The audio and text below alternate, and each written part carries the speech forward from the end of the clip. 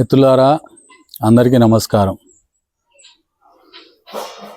వాస్తుశాస్త్రంలో వీధి పోట్లకు వీధి చూపులకు కూడా చాలా గొప్ప ప్రభావం కలిగి ఉంటుంది. వాటి వల్ల వీధి చూపుల వల్ల మంచి ఫలితాలు, వీధి పోటుల వల్ల చెడు ఫలితాలు అనుభవించే అవకాశం ఉంది. కాబట్టి విధినే మారుస్తుంది అనే శక్తి ఈ వీధి పోటుకుంది.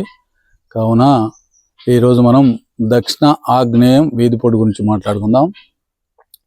దక్షిణం గల గృహములు అయితే ఎప్పుడైతే ఉత్తర దక్షిణంలో ఇట్లా వరుసగా ఉన్న గృహాలు ఉంటాయి కదా, అప్పుడు దానికి తూర్పున రోడ్డు ఉన్నప్పుడు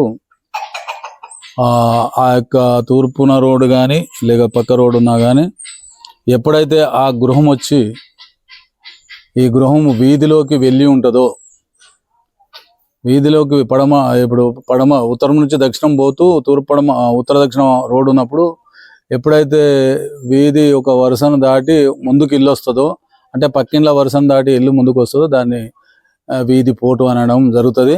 కాకపోతే దక్షిణాగ్నేయాన్ని వీధి చూపు అంటారు, ఎందుకంటే అది శుభ ఫలితాలను ఇస్తుంది.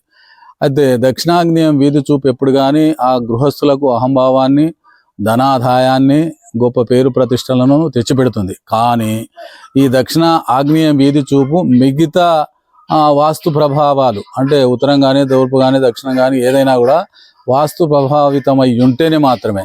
కానీ ఈశాన్యం యొక్క వీధి చూపు ఏదైతుందో అన్ని దోషాలను అది తీసేస్తుంది, అది నిజమైన సత్ఫలితాలను ఇస్తుంది. కానీ దానిలాగా మాత్రం దక్షిణ ఆగ్నేయం వీధి చూపు కాదు.